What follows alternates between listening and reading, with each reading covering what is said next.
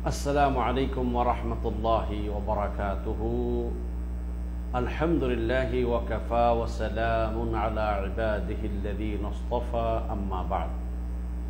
قال رسول الله صلى الله عليه وسلم: إذا مات الإنسان انقطع عمله إلا من ثلاث: صدقة جارية أو علم ينتفع به أو ولد صالح يدعو له.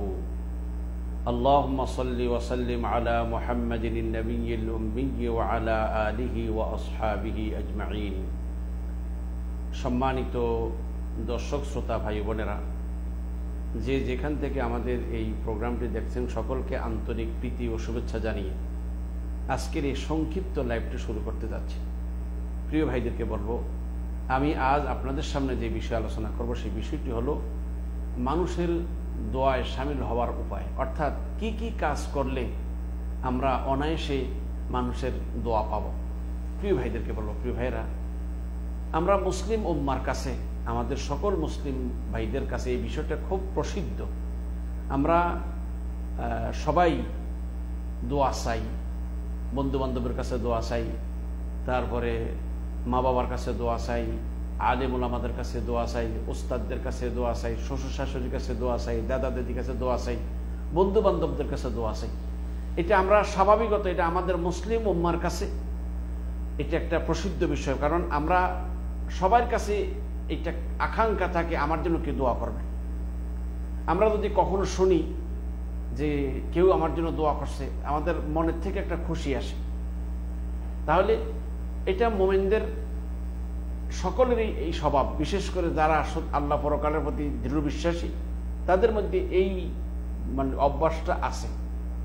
যদি দোয়া অন্যের পক্ষ থেকে দোয়া পাওয়ার বিষয়ে এটা আমরা সবাই করি, এবং এইটা শুধু আমাদের মধ্যে না। আপনারা জানেন রাসূলুল্লাহ সাল্লাল্লাহু আলাইহি ওয়াসাল্লামের নিকট শত সহস্র লোকেরা দোয়া চেয়েছেন, রাসূল সাল্লাল্লাহু তার জন্য দোয়া করেছেন। এবং রাসূলুল্লাহ সাল্লাল্লাহু আলাইহি ওয়াসাল্লাম কোনো ব্যক্তিদের কাছে দোয়া চেয়েছেন। হাদিসে আছে, হযরত ওমর ইবনে খাত্তাব রাদিয়াল্লাহু আনহু যখন হজে যাচ্ছিলেন নবম হিজরিতে, রাসূল সাল্লাল্লাহু হযরত ওমরকে পাঠাইলেন, আর যাওয়ার সময় ওমরকে বললেন, লা তানসাফি দুআইকা ইয়া উখাই, ও আমার ছোট ভাই, দোয়া করার সময় আমারে ভুলে যাইও না। হযরত ওমর রাদিয়াল্লাহু আনহু বলছেন যে আমি মুসলমান হওয়ার পরে এত বেশি খুশি কোনোদিন হইনি, আজকে রাসূলের এই কথাটা শুনে যে খুশি হয়েছে যে বিশ্বনবী আমার কাছে দোয়া চেয়েছেন। এইভাবে রাসূলুল্লাহ সাল্লাল্লাহু আলাইহি সাল্লাম অন্যের কাছে দোয়া চাওয়ার প্রতি নির্দেশ দিয়েছেন। রাসূল সাল্লাল্লাহু বলেছেন, ইয়ামানের কারণ এলাকায় একজন ব্যক্তি আছে, যার নাম হলো ওয়াইস। মায়ের সেবায় ব্যস্ত থাকার কারণে আমার সাথে তার সাক্ষাৎ হয়নি। আমার ইন্তেকালের পরে যদি তোমাদের কারোর সাথে তার সাক্ষাৎ হয়, তোমরা তার কাছে দোয়া চাইও, অথবা তাকে বলো তোমাদের জন্য ক্ষমা প্রার্থনা করতে, কেননা তার দোয়া আল্লাহর কাছে কবুল হবে। হযরত রাসূলুল্লাহ সাল্লাল্লাহু আলাইহি ওয়াসাল্লামের ইন্তেকালের পরে আবু বকর সিদ্দিক রাদিয়াল্লাহু আনহু 2 বছর শাসন করেছেন। এই সময়ের ভিতরে তালাশ করেছেন কিন্তু পান নাই।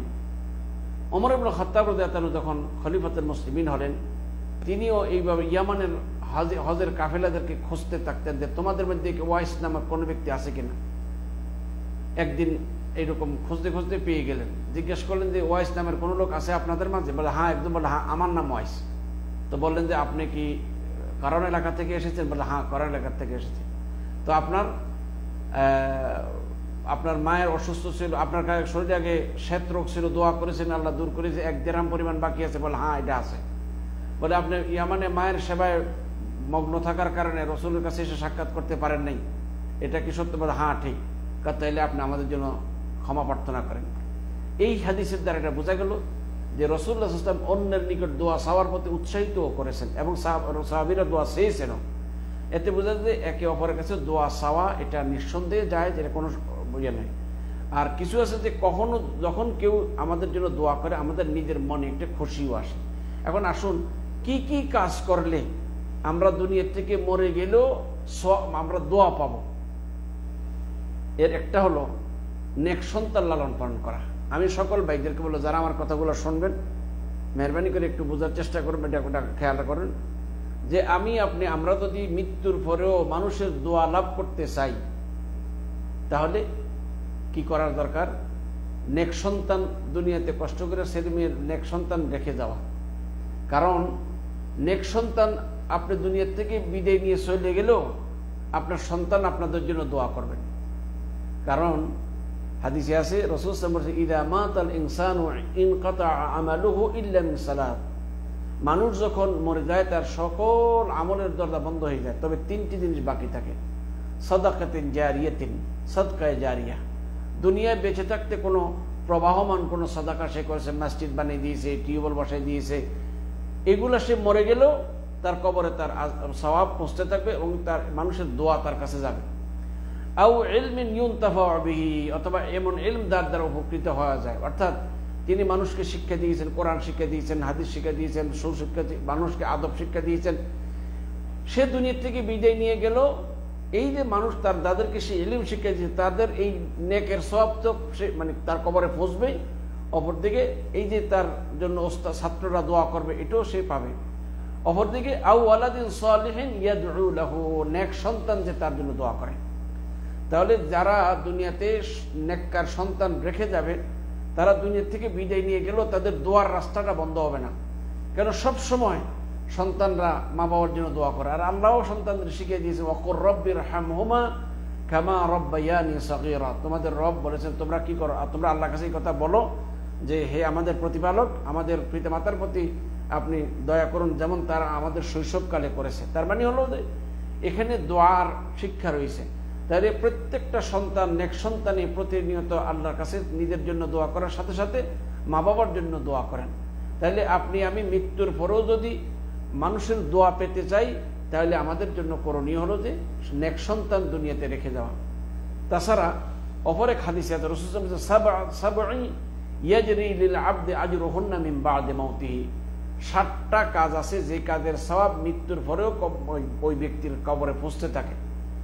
মান আল্লামা ইলমান, যে ব্যক্তি কোনো কাউকে কোনো শিক্ষা দিবে, অর্থাৎ আপনি আমি আমরা যে মানুষকে কোরআন শিখাইতেছি, হাদিস শিখাইতেছি, দ্বীনের শিক্ষা দিচ্ছি, এই যারা শিক্ষা দিচ্ছেন এর এই যে শিক্ষার অনুযায়ী সে আমল করলো, এই আমলের সব কবরে পৌঁছতে থাকবে।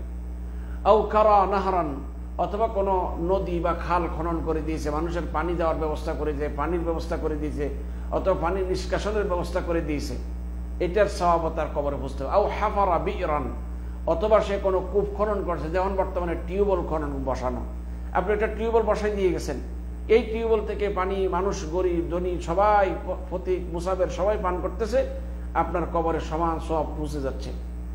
অথবা বলছেন যে আও গারাসা নাখলান, অথবা কোনো একটা খেজুর গাছ বা কোনো ফলদার গাছ, আমাদের দেশে হয়তো খেজুর গাছ বুঝবে না, ফলদার গাছ, একটা ফলদার গাছ রাস্তায় রেখে গেলেন, মানুষ এর থেকে ফল খাইলো, এটা সওয়াব মানুষ খাইলো, পশু পাখি খাইলো, গরু ছাগল খাইবে, সব আর যে খাইলো এর সব সওয়াব ওই ব্যক্তির কবরে পৌঁছতে থাকবে। তারপর আও বানা মসজিদান, অথবা কোনো মসজিদ বানাই গেছে, দুনিয়াতে থাকতে কোনো মসজিদ বানাইছে, এই মসজিদের মধ্যে যত মানুষ ইবাদত বন্দি করবে তার কবরে তার সওয়াব পৌঁছতে থাকবে। অথবা আও ওয়ারাসা মাসহাবান, অথবা কোনো একটা মাসহাব কোরআনুল কারীম কাউকে দিয়ে গেছে, যেটা আমি অনেক ভাইদেরকে বলি, ভাইরা আমরা তো মানুষ মারা গেলে বিভিন্ন সময় জিয়াফত টিয়াফত লাখ লাখ টাকা খরচ করে, যেখানে নামাজ হয় না, কিছু আরো বহুত কিছু বেদাত কুসংস্কার হয়, সেখানে বলবো যে এইরকম কিছু ভালো কাজ করেন না, আপনার 2-10টা করে যারা হেফজখানা পড়ে তাদের হাফিজদের সাথে যোগাযোগ করে যেই কিতাব কোরআনগুলা হাফিজরা পড়ে এই রকমের কয়টা কোরআন কিনে দেন না, যতবার পড়বে প্রতি অক্ষরে 10 নেকি করে আপনার আমার নামে জমা হইতে থাকবে। সেই জন্য এটা আমরা করার চেষ্টা করব। অথবা তারপর বলছে আও তারাকা ওয়ালাদান ইস্তাগফিরু লাহু বা'দা মাউতি, অথবা এমন নেক সন্তান রেখে গেছে যে সন্তান ওই মা বাবার মৃত্যুর পরে মা বাবার জন্য দোয়া করেন।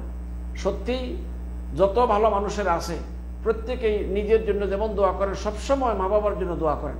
অতএব কোনো ব্যক্তি যদি মৃত্যুর পরেও দোয়া চায় তাহলে অবশ্যই মানুষ কি করবে, মৃত্যুর পরে দোয়া পেতে হলে দুনিয়াতে নেক সন্তান রেখে দিতে হবে এবং সন্তানকে নেককার বানানোর জন্য চেষ্টা করে দিতে হবে। আর একটা বিষয় দেখবেন, মানুষ মৃত্যুবরণ করার পরেও সন্তানের দোয়ার কারণে মানুষের মর্যাদা বৃদ্ধি হয়। হাদিসে আছে রাসূল সাল্লাল্লাহু আলাইহি ওয়াসাল্লাম বলেছেন ইন্নাল্লাহ আযজা ওয়া জাল্লা ইয়ারফাউ দারাজাতান লিল আবদি সালিহ ফিল জান্নাহ, নেককার বান্দাদেরকে জান্নাতে তার মর্যাদা বৃদ্ধি করা হবে। ফায়াকুলু ইয়া রাব্বি আন্না লি হাদিহি, তখন ওই মৃত ব্যক্তি বলবে যে আমার কি করে এই মর্যাদা বাড়লো, আমার তো কোনো নেকি নেই। ফায়াকুলু বিইস্তিগফারি ওয়ালাদিকা লাক, যে তোমার সন্তানরা তোমার জন্য আল্লাহর কাছে ক্ষমা প্রার্থনা করেছেন, এর জন্য তোমার এই মর্যাদা বৃদ্ধি করা হলো। তাইলে আমরা যদি মৃত্যুর পরেও দোয়া চাই যে আমাদের জন্য কেউ দোয়া করুক, তাহলে দুনিয়া থাকতে কিছু ভালো কাজ করে। তার একটি ভালো কাজ হলো যে নেক সন্তান দুনিয়া রেখে দেওয়া। 2 নম্বর হলো যে পরোপকার করা, সৎ আচরণ করা। এটা একটা গুরুত্বপূর্ণ বিষয়। আপনি যখন কোনো মানুষের উপকার করবেন, তাহলে আপনার অগোচরে সে সবসময় আপনার জন্য দোয়া করবে। এই জন্য হাদিসে আল্লাহ রাসূল বলেছেন, মান সানাআ ইলাইকুম মারুফান ফাকাফিউহু, কোন ব্যক্তি যদি নাকি তোমাদের উপকার করে, তাহলে তোমরা তার বিনিময় দাও। আর ফাইল্লাম তাজিদু মা তুকাফিউহু ফাদউ লাহু, যদি তার বিনিময় দেওয়ার মতো এরকম তোমার কাছে কিছু না থাকে, তাহলে তার জন্য দোয়া করো। হাত্তা তারাও আন্নাকুম কদ কাফাতুমুহু, এমন যতক্ষণ না তুমি বুঝবে তুমি তার উপকার বিনিময় আদায় করেছো। তাহলে বোঝা গেল যে মানুষের উপকার করার দ্বারা সাধারণত আপনি দুনিয়ায় যদি এরকম ভালো কাজ করে যান, সৎ আচরণ করে যান, যখনই আপনার নামটা মানুষের মনে আসবে, মানুষ আপনার আলোচনা করবে, তখন আপনার নামটা বলার সাথে সাথে আল্লাহর কাছে দোয়া, আল্লাহ মানুষটার মধ্যে রহমত করো। কারণ আপনার এই সৎ কর্মের কারণে আপনি দুনিয়ার থেকে বিদায় নিয়ে চলে গেলেও আপনার এই সৎ আমলের কারণে মানুষ আপনার জন্য দোয়া করবে। এই জন্য সবসময় দুনিয়াতে যতক্ষণ বেঁচে থাকবেন সর্বোচ্চ চেষ্টা করা দরকার। দুনিয়ায় বেঁচে থাকতে এমন কিছু সৎ আচরণ করা চাই, এমন কিছু ভালো কাজ করা চাই, কল্যাণমূলক কাজ করা চাই, যেই কাজের কাজটা দীর্ঘদিন থাকবে এবং মানুষ আপনার অবর্তমানে এই সৎ কাজের কারণে আপনার জন্য দোয়া করবে, আপনার জন্য আল্লাহর কাছে ক্ষমা চাইবে। কারণ দেখুন, আলেম ওলামা বলেন, ভালো মানুষ বলেন, যখনই কেউ তাদের নাম নেয় তখন বলে রাহিমাহুল্লাহ অথবা রাহমাতুল্লাহ আলাইহি, আল্লাহ তার প্রতি রহমত করুক, আল্লাহ তাকে মাফ করে দাও। যে কোনো মানুষ যখন ভালো কাজ করে দেবে, মৃত্যুর পরেও যখনই মানুষ তার কিনা বলতেছে তার নামটা মুখে নিবে, তখনই তার জন্য দোয়া করবে। সেই জন্য মৃত্যুর পূর্বে প্রত্যেক মোমেনার উচিত কিছু ভালো কাজ করার জন্য, যাতে করে মৃত্যুর পরে তার নামটা যেই নিবে ভালো নিবে। আজ আপনারা দেখেন, যে বা যাহারা পৃথিবীতে ভালো কাজ করে দুনিয়াতে বিদায় নিয়ে গেছে, তাদের নাম সবাই ভালো দোয়ার সাথেই নেয়, তাদের নাম নেওয়ার সাথে সাথে দোয়া করেন। আর যারা এই পৃথিবীর মানুষকে কষ্ট দিয়ে গেছেন, যখনই মানুষ তাদের নামটা মুখে নেয় অভিশাপ দেয়। সেই জন্য এমন জীবন আপনারা করবো না। ওই যে একটা কবিতা আছে, এমন জীবন তুমি করিবে গঠন, মরিলে কাঁদিবে, মরিবে হাসিবে তুমি, কাঁদিবে ভবন, কি জানি এরকম একটা কবিতা যেটা বলেছেন। এমন জীবনটাই আমাদের গড়া উচিত, যে আমি মরে গেলে আমি হাসতে হাসতে যেন আল্লাহর জান্নাতে যেতে পারি, আর পৃথিবী যেন আমার জন্য কাঁদতে পারে। সেই জন্য প্রত্যেকটা মোমেনার উচিত দুনিয়া বেঁচে থাকতে এমন ভালো কাজ করার চেষ্টা করা। ভাইও একটা জিনিস খেয়াল রাখবেন, ভালো কাজ করলে যে সবাই আপনার প্রশংসা করবে তা না। ভালো কাজ করতে গেলে কিছু দুই চার কথা মানুষ যারা বুঝে না বলবেই, কিন্তু আপনি আপনার সততা স্বচ্ছতার সাথে ভালো কাজটা চালিয়ে দেবেন, এটা অবশ্যই করণীয়। 3 নম্বর হলো যে মানুষের কাছে দোয়া চাওয়া। প্রিয় ভাইরা, এই দোয়া চাওয়ার বিষয়টা আমরা যখন কোনো ব্যক্তির কাছে, মানুষ সাধারণত আমরা মুরব্বীদের কাছে দোয়া চাই, বন্ধু বান্ধবদের কাছে দোয়া চাই, মা বাবার কাছে দোয়া চাই। প্রিয় ভাইদের, এখানে একটা বিষয় আপনাদের মনে রাখবো, সবাই মনে রাখবেন কথাটা। কোনো ব্যক্তি যদি আমার কাছে দোয়া চায়, আমি কি করব? তার 3-4টা পদ্ধতি। 1 নম্বর, রাসূল সাল্লাল্লাহু আলাইহি ওয়াসাল্লামের কাছে কেউ যদি দোয়া চাইতেন, তাহলে রাসূল সাল্লাল্লাহু আলাইহি ওয়াসাল্লাম যদি ওযু অবস্থায় থাকতেন, সাথে সাথে তিনি হাত তুলে দোয়া করতেন। কখনো হাত তোলা ছাড়া দোয়া করতেন। যেমন হাদিসে আছে, রাসূলুল্লাহ সাল্লাল্লাহু আলাইহি ওয়াসাল্লাম জুমার দিনে মিম্বারে দাঁড়িয়ে খুতবা দিচ্ছেন। এমত অবস্থায় একজন ব্যক্তি এসে বললেন, দেশে অনাবৃষ্টির কারণে দুর্ভিক্ষ দেখা দিয়েছে, সেই জন্য তিনি রাসূল সাল্লাল্লাহু আলাইহি ওয়াসাল্লামকে আহ্বান করেন, হুজুর আপনি দোয়া করেন আল্লাহ যেন বৃষ্টি দেয়। রাসূল সাল্লাল্লাহু আলাইহি ওয়াসাল্লাম মিম্বারে দাঁড়িয়ে সাথে সাথে হাত তুলে আল্লাহর কাছে প্রার্থনা করলেন। আর নামাজ শেষে ঘরে দেওয়ার পূর্বেই প্রবল বৃষ্টি শুরু হয়ে গেল, গোটা 1 সপ্তাহ। পরের জুমাতে রাসূল সাল্লাল্লাহু আলাইহি ওয়াসাল্লাম আবার মিম্বারে দাঁড়িয়ে জুমার খুতবা দিচ্ছেন। ওই ব্যক্তি অথবা অন্য কোনো ব্যক্তি এসে বলে, ইয়া রাসূলুল্লাহ, অনবরত 1 সপ্তাহ বৃষ্টির কারণে আমরা গরু ছাগল নিয়ে ঘর থেকে বের হতে পারছি না, হুজুর দোয়া করেন আল্লাহ যেন বৃষ্টিটা উঠাই নিয়ে যায়। রাসূল সাল্লাল্লাহু আলাইহি ওয়াসাল্লাম দোয়া করলেন যে বৃষ্টিটা যেন এখান থেকে অন্য এলাকায় সরাই নিয়ে যায়, দোয়া কবুল হয়ে গেছে। এরকম অনেকে দোয়া আছে। হযরতে রাসূলুল্লাহ সাল্লাল্লাহু আলাইহি ওয়াসাল্লামের সাহাবী তুফাইল ইবনে আমর আদ-দাওসী রাদিয়াল্লাহু তাআলা আনহু, তিনি এসে বলেন, ইয়া রাসূলুল্লাহ, দাউস গোত্রের লোকেরা আপনার এই দাওয়াত কবুল করে নাই, তারা অবাধ্য হয়ে গেছে, আপনি তাদের জন্য বদদোয়া করেন। রসুল সাহেব ওজুর ফানে নিয়ে আসো, ওজুর ফানে নিয়ে আনা হলো, রসুল ওজু করলেন, তারপরে কেবলামুখী হাত তুললেন, বলে আল্লাহুম্মা হাদি দাউসান ওয়া আতি বিহিম, হে আল্লাহ আপনি দাউস গোত্রকে হেদায়েত দান করুন এবং তাদেরকে আপনি মদিনায় হিজরত করার তৌফিক দান করেন। সাহাবীরা মনে করছিল রসুল মধ্যে বদদোয়া করবেন, কিন্তু রসুল নেক দোয়া করেছে, আল্লাহুম্মা হাদি দাউস, আল্লাহ এই দাউস গোত্রকে আপনি হেদায়েত দান করেন এবং তাদেরকে মদিনায় হিজরত করার তৌফিক দান করেন। তাহলে ওযু সুন্নতে ওযু করতেন। ওযু থাকলে রসুল ইসলাম সাথে সাথে হাত তুলতেন। যেমন আবু মুসা আশআরী রাদিয়াল্লাহু তাআলা আনহু, তার চাচা আবু আমের মওতার যুদ্ধে যখন শহীদ হয়েছেন, তার আগে আবু মুসা আশআরী রাদিয়াল্লাহু তাআলা বলছেন, তুমি রসুল ইসলামকে আমার সালাম জানাইও আর আমার জন্য একটু দোয়া করতে বলল। হযরত আবু মুসা আশআরী রাদিয়াল্লাহু তাআলা আনহু মওতার যুদ্ধ থেকে ফিরে এসে রাসূলুল্লাহ সাল্লাল্লাহু আলাইহি ওয়াসাল্লামের কাছে বলেন, ইয়া রাসূলুল্লাহ, আমার চাচা আবু আমের শহীদ হয়ে গেছেন, মৃত্যুর আগ দিয়ে তিনি এমন কথাটা বলছিলেন। হুজুর সাথে সাথে কেবলামুখী হাত তুলে এভাবে দোয়া করলেন, আল্লাহ আপনি আবু আমেরকে ক্ষমা করে দেন, তার মর্যাদা বৃদ্ধি করে দেন। হযরত আবু মুসা আশআরী রাদিয়াল্লাহু তাআলা বলেন, হুজুরের বগল পর্যন্ত আমি দেখছি। তারপরে হযরত আবু মুসা রাদিয়াল্লাহু তাআলা বলেন, হুজুর আমার জন্য একটু দোয়া করেন। তাহলে বোঝা গেল যে অন্যের কাছে দোয়া চাওয়া এটা জায়েজ। আর সাইডে হয় আপনি ওযু থাকলে হাত তুলে দোয়া করতে পারেন, অথবা ওযু না থাকলে ওযু করে দোয়া করেন, অথবা হাত তোলা ছাড়াও দোয়া করতে পারেন। যেমন হযরতে আনাস ইবনে মালিক রাদিয়াল্লাহু তাআলার মা উম্মে সুলাইম রাদিয়াল্লাহু তাআলা, তিনি তার ছেলে আনাসকে নিয়ে রাসূলের কাছে গেলেন, ইয়া রাসূলুল্লাহ, আপনার এই ছোট খাদেমটার জন্য একটু দোয়া করে দেন। রাসূল সাল্লাল্লাহু আলাইহি ওয়াসাল্লাম আনাসের মাথায় হাত বুলাইতেছেন আর বলতেছেন, আল্লাহুম্মা আকসির মালাহু, আল্লাহ আপনি আনাসের মানে বৃদ্ধি করে দেন, তার হায়াতে বরকত দান করেন, এভাবে দোয়া করে দিলেন, তার সন্তান বৃদ্ধি করে দেন। রাসূলুল্লাহ সাল্লাল্লাহু আলাইহি ওয়াসাল্লামের দোয়ার বরকতে হযরত আনাস রাদিয়াল্লাহু তাআলা আল্লাহ এত বরকত দিয়েছেন যে তার অন্যজনের খেজুর বছরে একবার ধরতো, হযরত আনাসের দুইবার ধরতো। হযরত আনাসের ছেলে মেয়ে আল্লাহ এত বেশি দিয়েছেন, আলহামদুলিল্লাহ, হায়াত অনেক লম্বা পেয়েছেন। এই জন্য দোয়া ছাড়া মানে এটা হাত মুছে মুছেও দোয়া করতে পারে, অথবা হাত তোলা ছাড়া কিছু ছাড়া এমনিও দোয়া করা যায়, এরকম অনেক হাদিস রয়েছে। তাহলে এই জন্য কোনো মানুষের কাছে যখন আপনি দোয়া চাইবেন, আপনার আর আমার করতে বলে তার জন্য আমরা দোয়া করব, অথবা উপস্থিত তার জন্য দোয়া না করতে পারলে পিছনে তার পিছনে গিয়ে দোয়া করব। কারণ হাদিসে আছে রাসূলুল্লাহ সাল্লাল্লাহু আলাইহি ওয়াসাল্লাম বলেন যে যখন কোনো বান্দা কোনো বাইয়ের পিছনে অর্থাৎ তার চোখের অগোচরে আল্লাহর কাছে দোয়া করেন যে আল্লাহ আপনি আপনার অমুক বান্দাকে ক্ষমা করে দেন, অমুক সমস্যা দূর করে দেন, হুজুর বলেন ওয়া ইনদা রাসি মালাকুন মুআক্কালুন কুল্লামা দাআ লি আখিহি বিখাইর ক্বালা আল মালাকুল মুআক্কালু বিহি আমিন ওয়া লাকা বিমিথিল। যখনই ওই বান্দা আল্লাহর কাছে দোয়া করে, আল্লাহ আপনার অমুক বান্দাটাকে আপনি ক্ষমা করে দেন, আল্লাহ আপনার অমুক বান্দার পেরেশানিগুলো দূর করে দেন, ফেরেশতা তখন বলে আমিন, আল্লাহ তাকেও এইরকম দান করেন, তার পেরেশানি দূর করে, তারও আপনার এটা দান করেন। তাহলে বান্দার চোখের অগোচরে দোয়া এটা খুব দ্রুত কবুল হয়। এমনিভাবে অন্যকে মুসলিম উম্মার জন্য ক্ষমা প্রার্থনার শিক্ষা দেওয়া, যেমন আপনি যদি মানুষকে ক্ষমা প্রার্থনার শিক্ষা দেন, সেখানে আপনি এই যে শিক্ষা দেওয়ার কারণে সে মানুষের ক্ষমা চাইলে এর সব আপনিও পাবেন।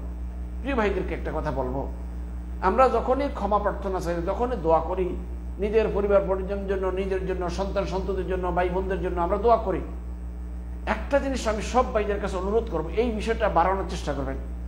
যখনই দোয়া করবেন 2-3 সেকেন্ড একটু সময় নেন, এটা দিয়ে কি বলবেন, এই দুনিয়াতে যত মুমিন আছে তাদের জন্য আল্লাহর কাছে ক্ষমা প্রার্থনা করবেন।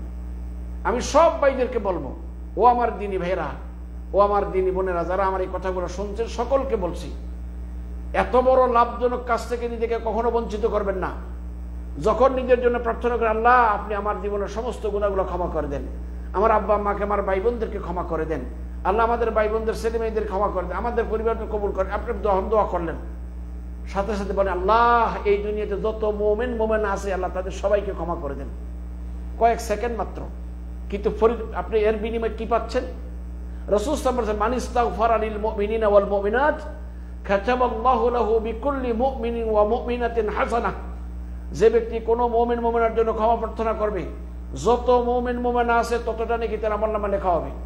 আপনি যদি বলেন ইয়া আল্লাহ এই পৃথিবীতে যত মুমিন মুমিনা আছে আল্লাহ দয়া করে আপনি তাদের সকলকে ক্ষমা করে দেন, তাহলে বর্তমান পৃথিবীতে যদি 100 কোটি মুমিন মুমিনা থাকে, তাহলে 100 কোটি নেকি আপনার আমলনামায় লেখা হবে। প্রিয় ভাইদেরকে বল, ভাইরা অনেকেই যেটা ভাবেন যে আমার টাকা না দিলে দোয়া করবেন, আপনি বলুন তো দেখি, আপনি সারা দুনিয়ার সমস্ত মুমিনদেরকে আল্লাহ মাফ করে আপনার লস কোথায়?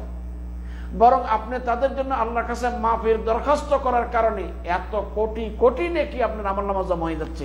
এর চাইতে বড় সৌভাগ্যের বিষয় আর কি হতে পারে?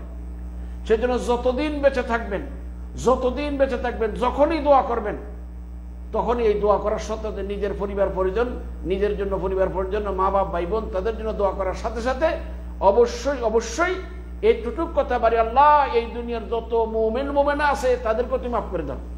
এটাকে যদি আরো প্রশস্ত করতেছেন, আল্লাহ যত জীবিত মৃত যত মুমিনা ছিল এবং আছে, আল্লাহ তাদের সবাইকে ক্ষমা করে দেন। এটা যদি আরো প্রশস্ত করেন, আল্লাহ এই দুনিয়াতে যত মুমিনা ছিল এবং যত মুমিনা দুনিয়াতে আছে, যা ভবিষ্যতে আসবে, আমাদের সকলকে ক্ষমা করে দেন। এবার হিসাব করে দেখেন আপনার নেকির পরিধি কই দিয়ে পৌঁছবে। সেই জন্য আমি সকল ভাইদেরকে বলবো, যে যেখানে থাকি আমরা বেশি বেশি করে নিজেরও দোয়া করবো, অন্যের কাছেও দোয়া, অন্যের জন্য দোয়া করার চেষ্টা করবো। তাছাড়া সালামের প্রসার করার মাধ্যমে, চতুর্থ হলো যে সালাম, এটা একটা মুসলিমদের একটা ঐতিহ্য, সাথে সাথে এটা দোয়াও। রাসূলুল্লাহ সাল্লাল্লাহু আলাইহি সাল্লাম বলেছেন, একজন মুসলমান আরেকজন মুসলমানের উপর যে হক রয়েছে তার একটা হলো রদ্দুস সালাম, সালামের জবাব দেওয়া। সালাম দেওয়া সুন্নত আর সালামের জবাব দেওয়া ওয়াজিব। আর সালামটা যদি পরিপূর্ণভাবে দেন তাহলে 30টা নেকি হবে। আসসালামু আলাইকুম ওয়া রাহমাতুল্লাহি ওয়া বারাকাতুহু, এটা হলো পরিপূর্ণ সালাম। আপনি যদি পরিপূর্ণ সালাম দেন তাহলে 30টা নেকি পাবেন, আর যদি পরিপূর্ণ উত্তর দেন তাহলে 30টা নেকি পাবেন। সেজন্য সালামের প্রসারের মাধ্যমে আপনার একে অপরের প্রতি দোয়া হলো। সালামটার অর্থ কি? আসসালামু আলাইকুম ওয়া রাহমাতুল্লাহি ওয়া বারাকাতুহু, আপনার প্রতি আল্লাহর পক্ষ থেকে শান্তি রহমত বরকত বর্ষিত হোক, আপনি দোয়া করলেন, সেও উত্তর দোয়া দিল ওয়া আলাইকুম আসসালাম ওয়া রাহমাতুল্লাহি ওয়া বারাকাতুহু, আপনার প্রতি আল্লাহর পক্ষ থেকে শান্তি রহমত বরকত বর্ষিত হোক। তাহলে উভয় উভয়ের জন্য দোয়া করলেন। তাহলে এই রকমের এটা হলো একে অপরের দোয়ার ভিতরে সামিল হওয়ার একটা উপায়। এছাড়াও আরো অনেকগুলা কাজ রয়েছে, সংক্ষিপ্ত আর বেশি সামনে বাড়লাম না, আল্লাহ দিবাসে আরো অন্য কখন সময় বাকিগুলো আলোচনা করব। আজ এখানে শেষ করলাম। আমাদের সকলের কাছে আমি অনুরোধ করবো, সব ভাইদের কাছে, এই গুরুত্বপূর্ণ মাসগুলোতে সবাই আমরা নিজের জন্য পরিবার পরিজন্য বেশি বেশি করে দোয়া করার চেষ্টা করি। মা বাপ ভাই বোন যারা আছে নিজের আপনজনদের জন্য বেশি বেশি দোয়া করি। সারা মুসলিম উম্মার জন্য দোয়া করি। বিশেষ করে বর্তমানে ফিলিস্তিনের মুসলমানরা করুণ অবস্থাতে আছে, আল্লাহর কাছে বিশেষভাবে দোয়া করেন, আল্লাহ যেন এই মুসলমান ভাইদের সাহায্য করেন। এই বলে আজকের এই সংক্ষিপ্ত লাইভ এখানে শেষ করলাম। ওয়া আখিরু দাওয়ানা আনিল হামদুলিল্লাহি রাব্বিল আলামিন। আসসালামু আলাইকুম ওয়া রাহমাতুল্লাহি ওয়া বারাকাতুহু।